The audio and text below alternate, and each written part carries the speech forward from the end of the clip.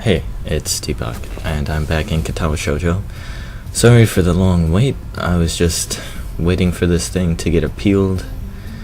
Still not, but anyways, let's just do this. I don't think anything bad should come up anytime soon. It was just a precautionary thing. Anyways, it's back now, so conversation dies down for a moment as Emmy and I busy ourselves with cake. Mine is strawberry, and surprisingly good. Emmy seems to think so too as she suddenly reaches over with her fork and steals a bit. Thief? Pirate? There's a difference. We're not on water. Well, no, but there's a lot of water outside, so it still works, right? Besides, you can have some of mine. I think it's cranberry or something. I should have asked for the strawberry. I like strawberries. Feel free to help yourself to mine, if you really must. For some reason, I feel compelled to add, seeing as you've already done it once and all. Emmy sticks her tongue out at me, but that doesn't stop her from appropriating my cake. I try some of hers as well. It's raspberry, and pretty good. The rain's let up. It would appear that Rin is correct. Good timing too. I finished my food and it looks like Emmy has as well. Well, we'd better pay and get a move on before it starts raining again. It takes a few minutes to get Yuko's attention, but we pay and get out pretty quickly. So, do you want to return to the park? My jaw nearly drops. Are you kidding? It's probably gonna rain again. In fact, I think I've just felt some raindrops. You may be right.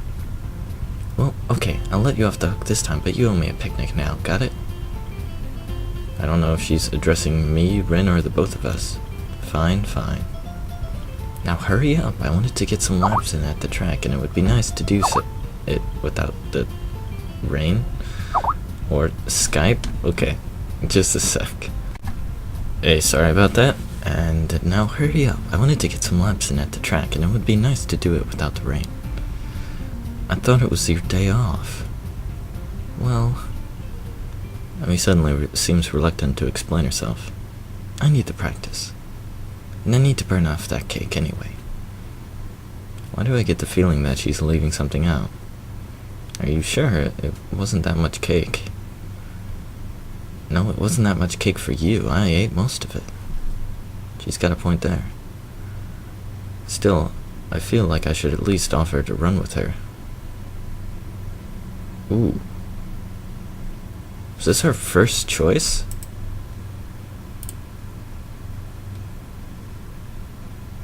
I think it is.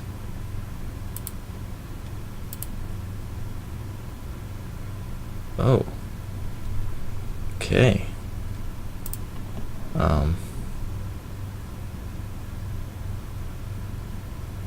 Let's do it. Let's go run. Hey, I'll run with you. I might as well, right? Emmy shakes her head emphatically. No, you won't, Hisao. Rest is critical for you, remember? I won't allow you to push yourself too hard. I guess she's better at giving advice than taking it. Whatever you say, Emmy. I think it's probably best not to press the issue. Uh-oh. That may have been the wrong choice. As we approach the girls' dormitory, it starts to rain again. Emmy's expression sours slightly. Oh man. Stupid rain. Hey, it'll let up soon enough. You can go running then, right? Emmy snorts, seemingly amused. Like, I'm not going to run in the rain. Well, you shouldn't. You could catch a cold. Emmy waves her hand airily. Ridiculous. I don't get colds. My immune system is far too strong for something like that. I can't help but laugh. Well, I'll see you tomorrow then, okay? Yeah. Thanks for coming. Oh, and for carrying the picnic basket. I'll bring it for lunch tomorrow. We can have our picnic on the roof. Sounds good to me. See you then. Emmy grabs the basket from me and shoots through the door, and gives me a sort of half nod and ambles inside as well. Damn, it's wet out here.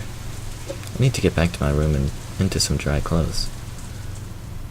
I'm soon in front of my door, but I am intercepted by the sudden appearance of Kenji, who appears to be carrying a stack of books. Hey man, give me a hand, would you? Huh? The books are unceremoniously dumped into my arms as Kenji fumbles with his room key.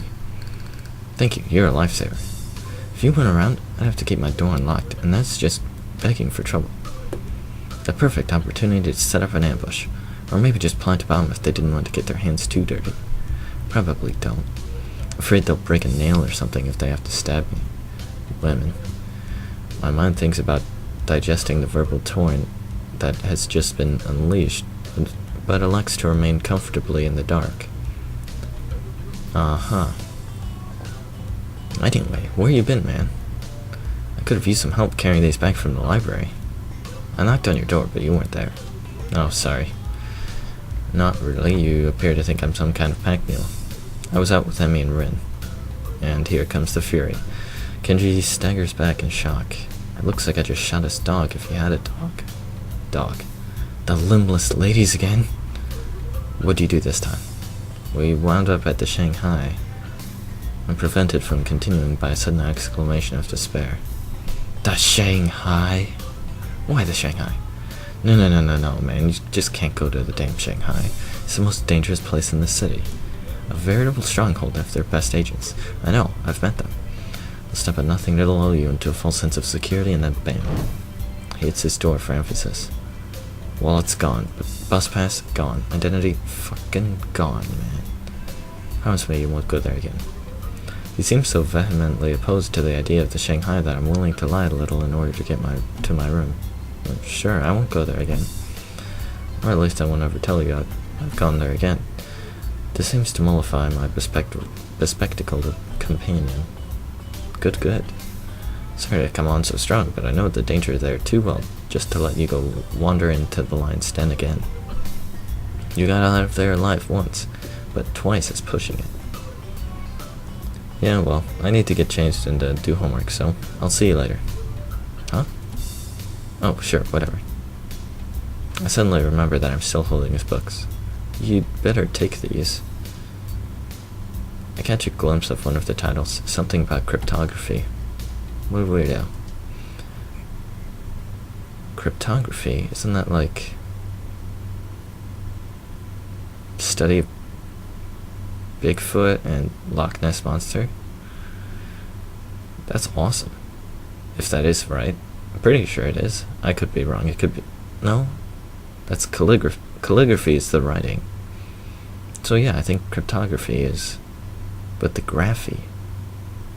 Ography. I don't know. Cryptology, maybe. I don't know. Kenji grabs his precious cargo from me and disappears through his doorway. I open my own door and walk in, grateful to get out of my soaking wet clothes. The rain outside picks up, and I find myself hoping that Emmy's not out running in this weather. She seems so adamant about doing the run alone, but I can't help but wonder if her leg's still bothering her. I try to remember whether or not I've seen her limping at all today, but I can't. Guess I was too caught up in enjoying the day, even if it did rain on us. And as I think back over the events of today, I keep finding myself focusing on my running partner. Her complete refusal to allow the rain to spoil our plans was incredibly cute. But there was something else there, too. Sort of an unflappable attitude when it comes to enjoying the day as it comes. I really like that quality. Maybe I need to do a little more of that myself.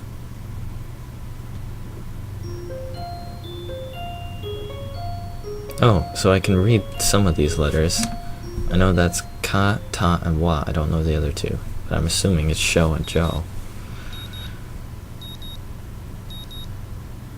The sound of my alarm brings me out of a dream involving pirates and some other stuff I can't really remember. I'm a little bleary-eyed, and it feels like it takes me longer than usual to get dressed and go down to the track. A glance at my watch reveals that I was right, and I am in fact running a little late. The thing is, there's no Emmy. That's odd. She should be here. She should definitely be here. I mean, I was late. I guess I wasn't the only one who had trouble getting up this morning. The thought crosses my mind that it never quite stopped raining yesterday. Did she go running anyway? It seems likely. Emi's a lot of things, but cautious isn't one of them. She probably figured the rain wouldn't stop, and that's why she was so adamant about running alone. Still, I would have gladly run with her even if it was in the rain. Heck, if anything, I would have been able to convince her to come in once it got really bad. That would be why she didn't want me along, of course. Even so, I can't help wanting to know where she is. Well, nothing for it. I better stretch and run and hope that Emi shows up with a grin and an excuse.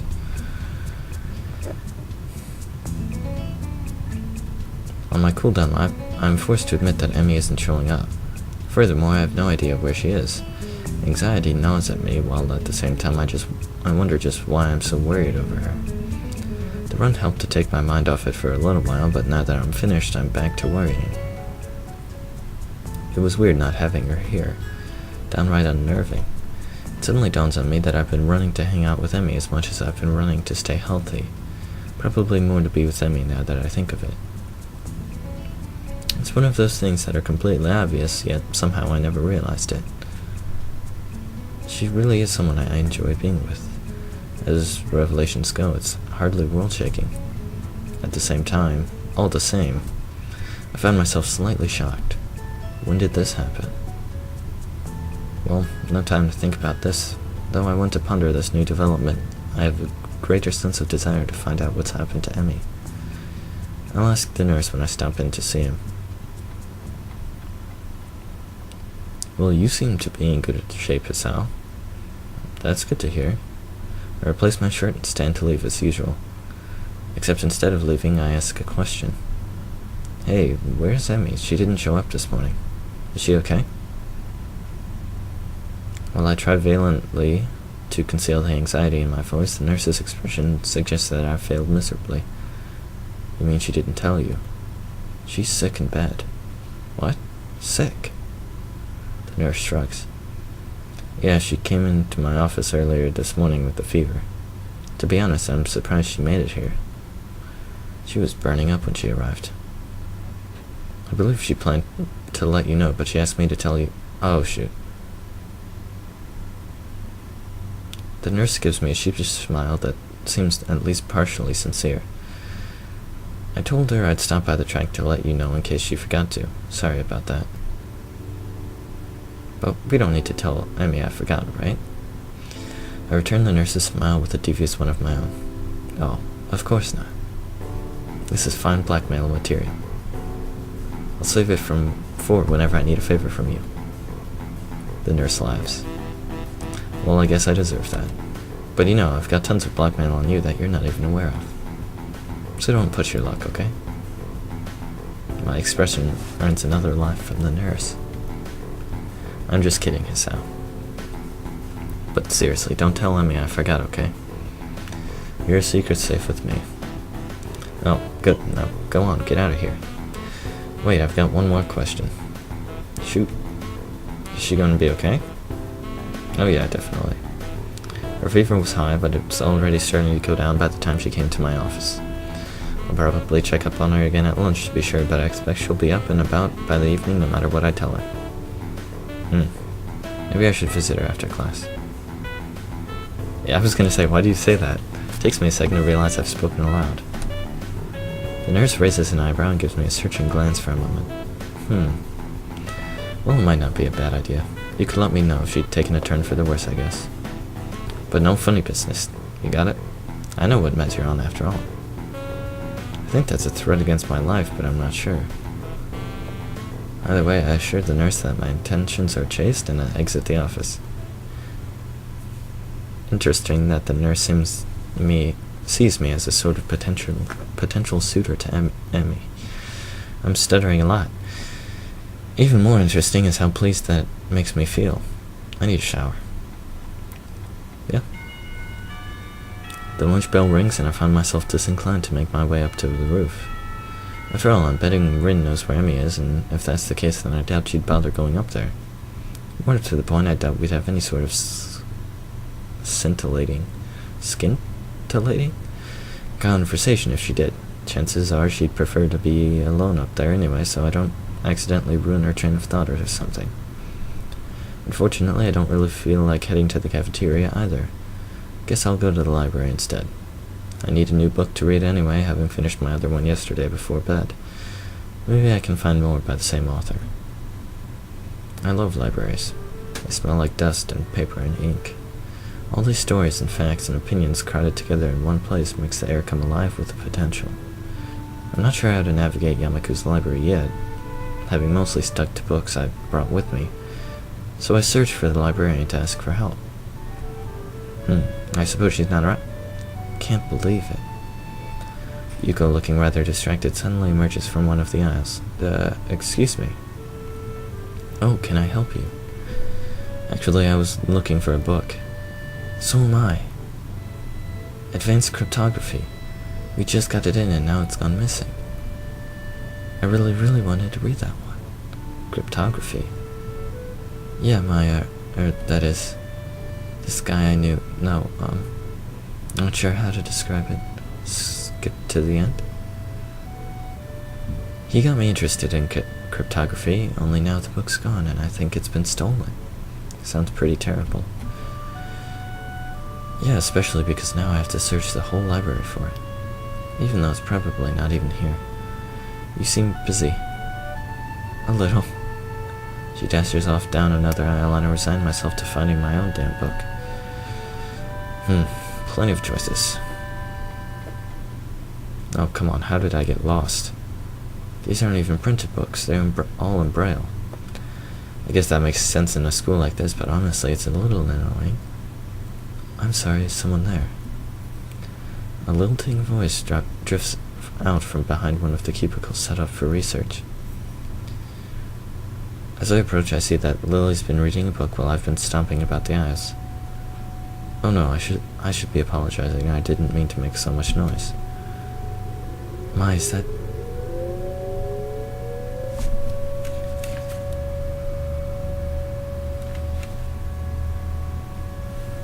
I just heard an alarm.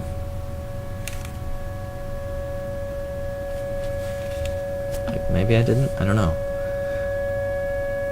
My, is that you, Hisao? I've not heard from you in quite some time. I was beginning to think you've forgotten all about me. Sorry. Lily laughs at that refined manner of hers and shakes her head.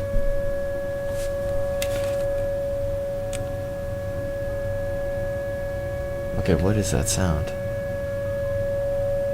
I don't know what that is. What is it?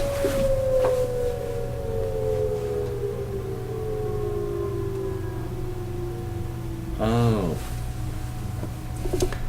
First... No, it's not even...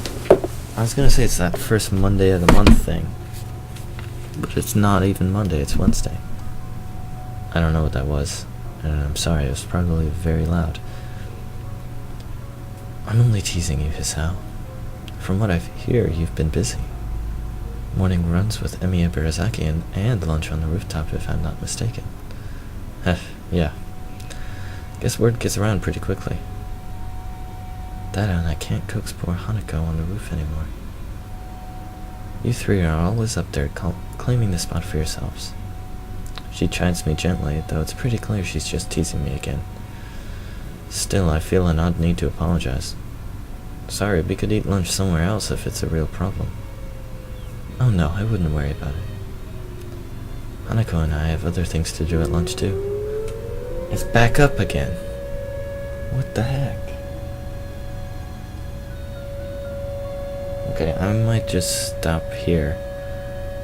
Because that sounds probably very annoying in my microphone, so... Yeah, that's gotta be picking up on the microphone. So yeah, thanks for watching, sorry about the noise, and I'll see you next time.